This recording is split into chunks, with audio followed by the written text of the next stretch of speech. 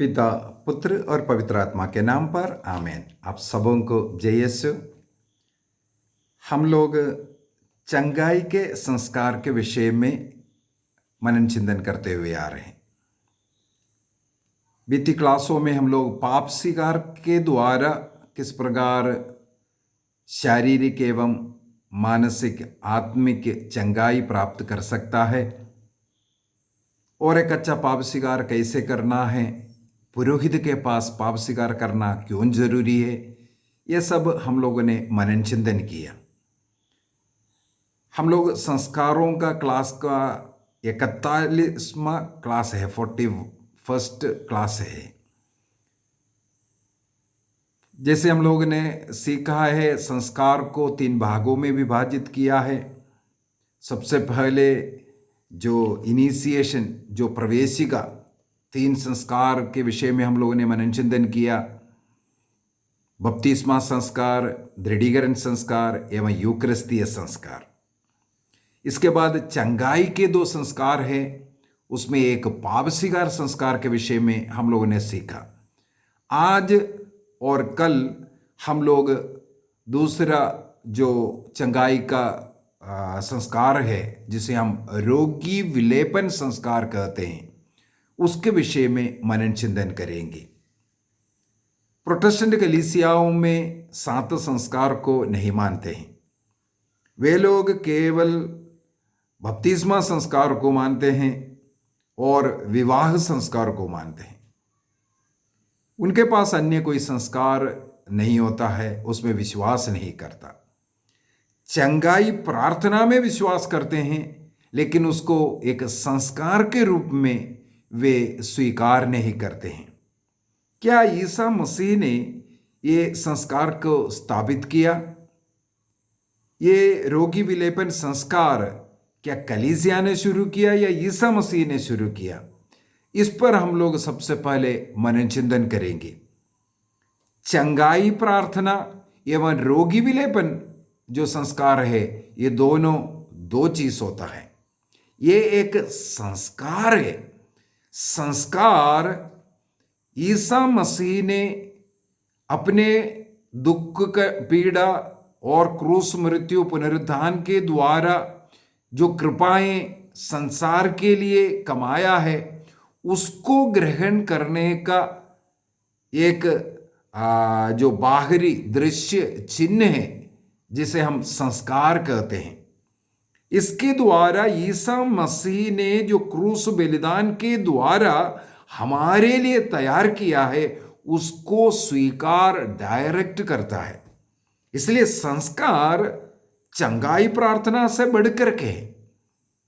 चंगाई प्रार्थना कोई भी व्यक्ति कर सकता है, लेकिन रोगी विलेपन संस्कार कैनन लॉ 1003 के अनुसार केवल एक पुरोहित इसे दे सकता है, क्योंकि ये एक संस्कार है।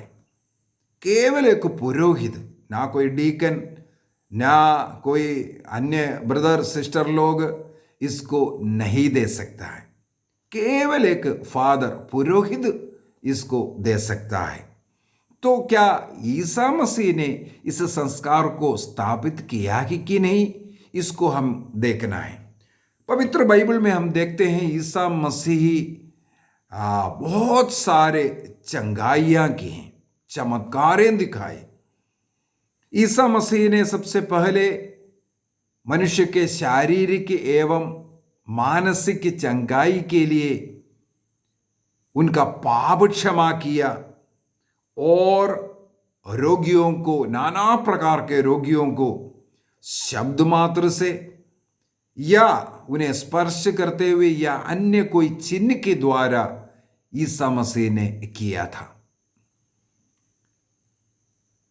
जैसे हम लोग मार्कुस के सुसमाचार अध्याय 1 के अंदर पढ़ते हैं, एक कोढ़ी प्रभु ईसा मसीह से अनुनय विनय करते हैं, यदि आप चाहे तो मैं स्वस्थ होऊंगा, चंगाई प्राप्त करूंगा, शुद्ध हो जाऊंगा, यदि आप चाहे। तो ईसा मसीह दया से भर करके उस कोढ़ी को स्पर्श करते हुए उन्हें शुद्ध किया था। मैं यही चाहता हूं, ये कह करके। तो ईसा मसीह का स्पर्श करना एक चिन्ह मात्र है चंगाई का। ईसा मसीह ने जितनों को स्पर्श किया, या ईसा मसीह को जितने लोग विश्वास के साथ स्पर्श किया, सबों को चंगाई मिला है। लूकस के सुसमाचार अध्याय 6 वाक्य 19 में हम लोग पढ़ते हैं, बहुत सारे लोग ईसा मसीह को स्पर्श करने का प्रयत्न करते थे, उनके चारों तरफ उमड़ते रहता था, क्योंकि मसीह से एक शक्ति निकलती थी जो जाकर के सबों को चंगा करता था। ईसा मसीह से निकलने वाला वही शक्ति संस्कारों के द्वारा मरीजों में, रोगियों में आते हैं, जो लोगों को चंगाई देता है। तो ईसा मसीह ने जो चंगाई का जो कार्य किया, वो किस किस प्रकार से है, बाइबल में कई जगहों पर इसके विषय में लिखा हुआ है। मार्कुस के सुसमाचार अध्याय 7 वाक्य 32 से 36 तक, मार्क चैप्टर 7 32 to 36, या 8 वाक्य 22 से लेकर के 25 तक, चैप्टर 8 वर्स 22 to 25, और अनेकों ऐसे जगहों पर ईसा मसीह के चंगाई के विषय में लिखा हुआ है। मार्कुस का सुसमाचार अध्याय 1 वाक्य 40 से 42 तक भी हम लोग पढ़ सकते हैं।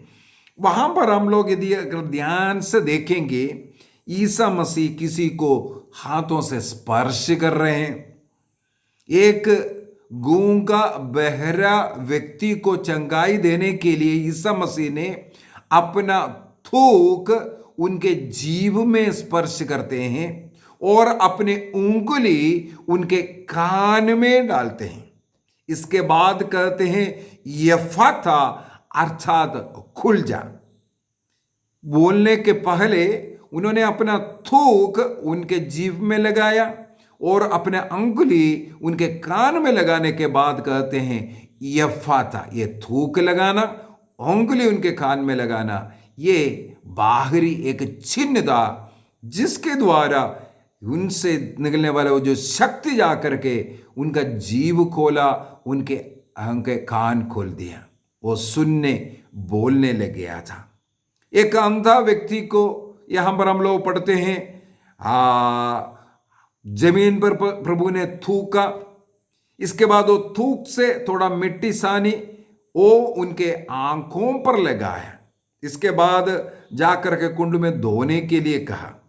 एक बाहरी चिन्ह, कुछ बाहरी चिन्ह ईसा मसीह ने दिखाया, जिसके द्वारा उनको आंखें खुल गई, वो देखने लगे, अंधा देखने लगे। तो इस प्रकार अनेकों जगहों पर हम ये पाते हैं, ईसा मसीह ने कुछ ऐसे दृश्य चिन्ह दिखा करके चंगाइयां दी, अर्थात दृश्य चिन्हों के द्वारा कुछ अदृश्य कृपाओं को उन रोगियों पर भेजा। इससे ही हम लोग संस्कार कहते हैं, रोगी विलेपन संस्कार। इस प्रकार प्रभु ईसा मसीह ने अनेकों चिन्हों के द्वारा स्थापित किया। इसके बाद लूकस के सुसमाचार उसके अध्याय 9 वाक्य 1 और 2 में हम लोग पढ़ते हैं, ईसा मसीह ने 12 चेलों को स्वर्ग राज्य के विषय में सुसमाचार सुनाने के लिए भेजते हुए रोगियों को चंगा करने और अपतूतों को निकालने का सामर्थ्य शक्ति उन्हें प्रदान किया। जो सामर्थ्य शक्ति मसीह में विद्यमान था, वो अपने प्रेरितों को देकर उन्हें भेजते हैं, तुम सुसमाचार प्रचार के साथ साथ उन्हें रोगियों का चंगा करना है और अपतूतों को निकालना है। इसलिए शैतान पर उन्हें अधिकार दिया, और रोगियों को चंगा करने का उन्हें शक्ति एवं सामर्थ्य दिया। अर्थात मसीह में जो कृपा था वो शिष्य लोगों को देते हुए हम लोग पढ़ते हैं। और मार्कुस के सुसमाचार अध्याय 6 वाक्य 12 और 13 में, मार्क चैप्टर 6 वर्स 12 एंड 13 में हम लोग पढ़ते हैं, शिष्य लोग जाते हैं और क्या करते हैं, रोगियों पर तेल लगाकर उन्हें वे चंगा किया। रोगियों पर तेल लगाकर उन्हें चंगा किया। तो ईसा मसीह के समय से रोगियों पर तेल लगाना वो एक बाहरी चिन्ह है, एक दृश्य चिन्ह है इस संस्कार का, तेल का विलेपन करना। और याकूब का पत्र उसके अध्याय 5 वाक्य 14-15 में भी हम लोग ये पढ़ते हैं, रोगियों पर तेल लगाते हैं, चर्च से पुरोहितों को बुलाओ और वे आपके लिए प्रार्थना करेगा, और वो तेल लगा करके उन्हें चंगाइयां देते थे। तो आदिम कलीसिया से, ईसा मसीह के समय से कलीसिया में ये रोगी विलेपन संस्कार चलता हुआ आया। इसी को हम लोग चंगाई का रोगी विलेपन संस्कार कहते हैं। पुराने समय पर सभी रोगियों पर इस प्रकार तेल लगा करके रोगी विलेपन संस्कार देकर चंगाई के लिए प्रार्थना करते थे। लेकिन धीरे धीरे नॉर्मल चंगाई प्रार्थना साधारण रोगियों पर करना शुरू किया, और ये रोगी विलेपन संस्कार केवल उन लोगों के लिए करना शुरू किया जो मृत्यु के जो पास है, गंडी में है, उस अवस्था में है, ऐसा कोई मेजर बीमारी है उनके शरीर में जिससे वो बाहर निकलना मुश्किल हो रहा है, या बहुत ही बुजुर्ग व्यक्ति है, हाँ, ऐसे लोगों को ये रोगी विलेपन संस्कार देना शुरू किया। पहले सबों को दे रहा था, लेकिन चंगाई प्रार्थनाएं अभी सबों के लिए करते हैं। रोगी विलेपन संस्कार केवल जो मृत्यु की शक है, शंका है, ऐसे लोगों के लिए करते हैं। कोई दुर्बल है, कोई बुजुर्ग है, ऐसा कुछ ऑपरेशन चलने वाला है, कोई मेजर ऑपरेशन, ऐसे ऑपरेशन के पहले ये सब समय पर रोगी विलेपन संस्कार देते हैं। रोगी विलेपन संस्कार भी केवल बपतिस्मा प्राप्त लोगों को देता है। संस्कार है, इस कारण सबसे पहले बपतिस्मा ग्रहण करना पड़ता है। बपतिस्मा वालों को ये रोगी विलेपन संस्कार दिया जाता है। अन्य लोगों के लिए जो बपतिस्मा ग्रहण नहीं किया है, उनके लिए केवल चंगाई प्रार्थना की जाती है। संस्कार केवल बपतिस्मा प्राप्त लोगों को देता है, और साथ ही साथ ये मरने के लिए नहीं देता है। इसका मेन उद्देश्य उनकी चंगाई है, या बाय चांस इनका मृत्यु हो जाता है, एक अच्छे मृत्यु के लिए, क्योंकि वो बीमारी से वो मुक्ति नहीं मिल रहा है, तो उनको एक अच्छे मृत्यु, उनको जो मृत्यु का डर, भय से उनको बाहर निकालना, और उनको जो स्वर्गीय यात्रा में मदद करना, अनेकों फल है, उसको मैं आगे बता कर दूंगा। तो मुख्यतः हमारे मन में रखना है, ये मरने के लिए नहीं, बल्कि इसको चंगाई के लिए दिया जाता है, और यदि मर जाता है उनको एक अच्छे मृत्यु मिलने के लिए ये देता है। कई लोग सवाल करते हैं, ये रोगी विलेपन संस्कार कितनी बार दे सकता है? रोगी विलेपन संस्कार जरूरत के अनुसार जितने भी बार दे सकता है। मान लो अभी बहुत सीरियस कंडीशन है, उस कंडीशन में पुरोहित को बुलाया, उन्हें रोगी विलेपन संस्कार दिया। इसके बाद उस कंडीशन से उनको सुधार हुआ, अच्छे हो गया। इसके बाद पुनः कुछ दिन के बाद या महीने के बाद वो फिर से बीमार हो गया, फिर से आप पुरोहित को बुला करके रोगी विलेपन संस्कार दे सकता है। मान लो एक बीमारी था, उससे उसको मुक्ति मिल गया, अभी दूसरा बीमारी हो गया, वो भी सीरियस हो गया, तब भी आप बुला सकता है। जब कभी जो आपको लगता है काफ़ी सीरियस है, बचने का डाउट है, ऐसे समय पर जरूर ऐसे बीमार रोगी बुजुर्ग लोगों को रोगी विलेपन संस्कार समय रहते देना जरूरी है। ये उनके प्रियजनों का कर्तव्य भी है। जो भी मेजर जो ऑपरेशन, सिर का ऑपरेशन, हार्ट का ऑपरेशन, ऐसे से जो ऑपरेशन होने वाला है, उससे पूर्व भी रोगी विलेपन संस्कार देना चाहिए। अभी रोगी विलेपन संस्कार को कैसे देता है? मुख्यतः इसमें तेल लगा करके प्रार्थना करना, यही है इसका मुख्य जो प्रार्थना है। लेकिन जिस प्रकार हम लोग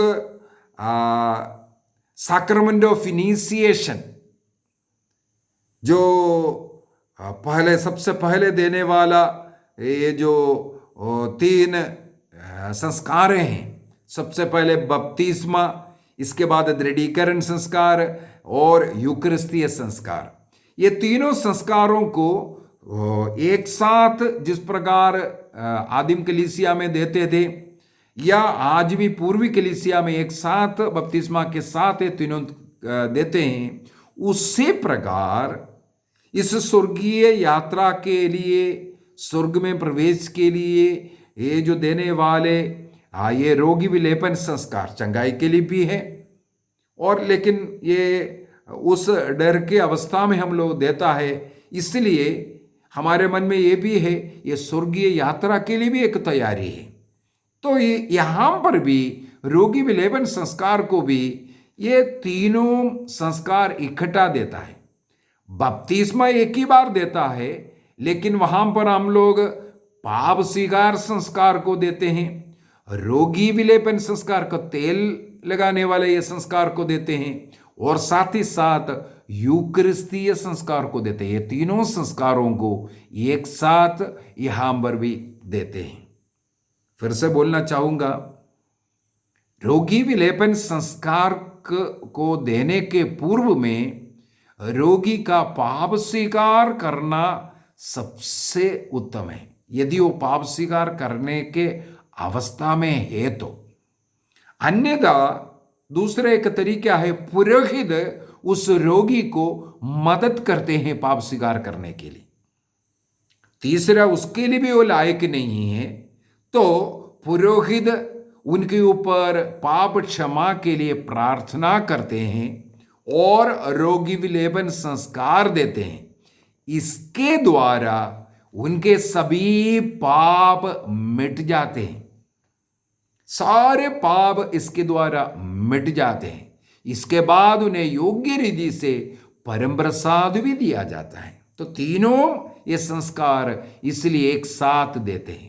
जैसे बपतिस्मा, दृढ़ीकरण और यूकरिस्तीय संस्कार को दिया, उसी प्रकार रोगी विलेपन संस्कार में भी पाप स्वीकार, रोगी विलेपन संस्कार और यूकरिस्तीय संस्कार, ये तीनों एक साथ देना सबसे उचित है। और एक बात बोलना चाहूंगा, रोगी विलेपन संस्कार भी पवित्र मिस्सा बलिदान में देना, उसके साथ देना सबसे अच्छी बात होता है। यदि रोगी मिस्सा बलिदान में भाग ले सकता है और योग्य रीति से, अर्थात पाप स्वीकार किया, मिस्सा बलिदान में भाग लिया और उसके बीच में रोगी विलेपन संस्कार को ग्रहण किया और यूकरिस्तीय संस्कार को ग्रहण किया, तो सबसे अच्छी तरीका, सही तरीका पश्चिम कलीसिया के यानी लैटिनी कलीसिया के अनुसार यही रीति सही रहता है। और जो व्यक्ति ये नहीं कर सकता है उनको पुरोहित द्वारा घर में हो या अस्पताल में हो, जिस अवस्था में भी हो, उनको ये ले जा करके दे सकता है। इसका मतलब रोगी विलेपन संस्कार चर्च में देना कोई जरूरी नहीं, अस्पताल में भी दे सकता है, घर में भी दे सकता है। केवल इतना है, मरने के बाद नहीं देते। अगर मृत्यु घोषित किया इसके बाद ये संस्कार नहीं देते हैं, क्योंकि कोई भी संस्कार है जीवित रहते वक्त दिया जाता है। तो मरने के पूर्व में यदि कोई भी ऐसा बीमार व्यक्ति है, सीरियस है, उनको इन संस्कारों को देना चाहिए, ताकि वे लोग अगर मर भी रहा है एक अच्छी मृत्यु उन्हें मिले, पाप क्षमा के साथ उस स्वर्गीय यात्रा में उनके लिए एक ये जो भोजन ग्रहण कर चंगाई प्राप्त कर वो स्वर्गीय उस महिमा में जा सके।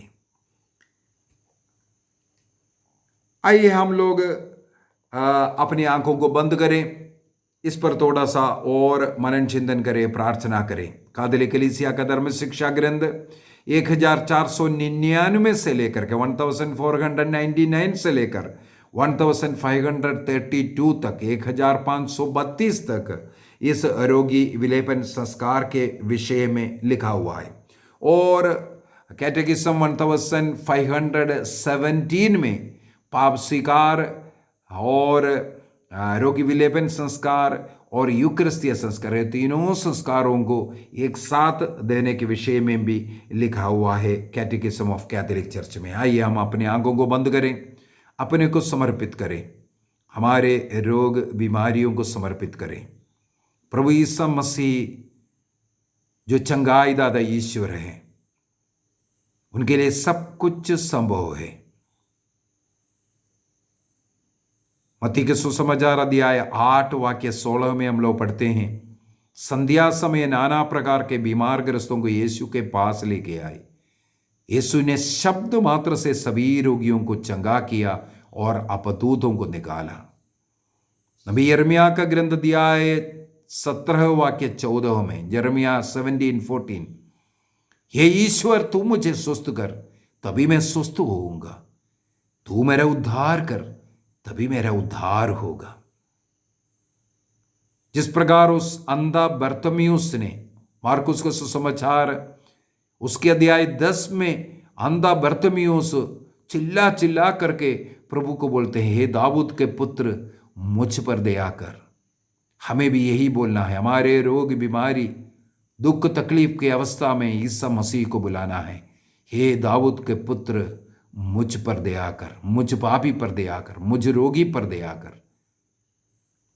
प्रभु ही हमारा चंगाई दाता है, प्रभु ही हमें स्वास्थ्य लाभ देने वाला है। निर्गमन ग्रंथ अध्याय 15 वाक्य 26 में लिखा हुआ है, ईश्वर ने कहा, यदि मेरे द्वारा जो संहिता तुम्हें दिया है, जो नियम तुम्हें दिया है, उस नियम से तुम ना कुछ बाया या दाहिना भटकोगे, उस नियम के अनुसार तुम चलोगे, तो मिस्रियों के बीच में जो महामारियां होने दिया था वो तुम्हारे बीच में होने नहीं दूंगा। अर्थात हमें ईश्वर के नियम के अनुसार, ईश्वर के भक्ति में ईश्वर से जुड़ करके उनके पद चिन्हों पर चलना है। तब प्रभु का वादा है, वो जो महामारी तुम्हारे बीच में आने नहीं दूंगा, ये कोरोना महामारी या अन्य कोई महामारी तुम्हारे बीच में होने नहीं दूंगा, क्योंकि मैं वो ईश्वर हूं जो तुम्हें स्वस्थ करता है। हमारा चंगाई दाता ईश्वर हमारे साथ चलता है। पिता पुत्र पवित्र आत्मा त्रिएक ईश्वर हमारे हृदय में निवास करता है। हमारे शरीर के कमियों को, रोगों को, वेदनाओं को समर्पित कीजिए। आपके शरीर में जो दर्द है, परेशानियां हैं, उसको समर्पित कीजिए। निस्संतान दंपति अपने शरीर को समर्पित कीजिए। संतान के लिए आग्रह करते हुए प्रार्थना करें। यदि किसी भी प्रकार का बीमारी है, समर्पित कीजिए। वो चंगाई दाता ईसा मसीह हमें चंगाई देगा। और एक निर्णय कीजिए, जब ये बीमारी के जो बड़ी बुरी हालत में हैं, या हमारे घर में जो बुजुर्ग लोग हैं, उन्हें समय रहते ही उनकी अवस्था अगर कमजोर होते जा रहे हैं, क्षीण अवस्था है, उस समय पर उन्हें रोगी विलेपन संस्कार को देना है। हम निर्णय करें। हमारे जीवन में भी यदि ऐसे कोई अवस्था आता है, हम मांग करेंगे, हमें रोगी विलेपन संस्कार दीजिए। अनेकों लोग इससे डरते हैं क्योंकि सोचते हैं वो मरने के लिए है। नहीं, अच्छे तैयारी के साथ मरना भी कितना सुंदर बात है। प्रभु से प्रार्थना करें, हमें भी एक अच्छे मृत्यु देना प्रभु, तैयारी के साथ, पाप स्वीकार करके प्रभु को ग्रहण करने के बाद रोटी दाकरस के रूप में एक अच्छे मृत्यु हमें भी मिले। पिता, पुत्र और पवित्र आत्मा के नाम पर आमीन। आप सबों को जय यीशु।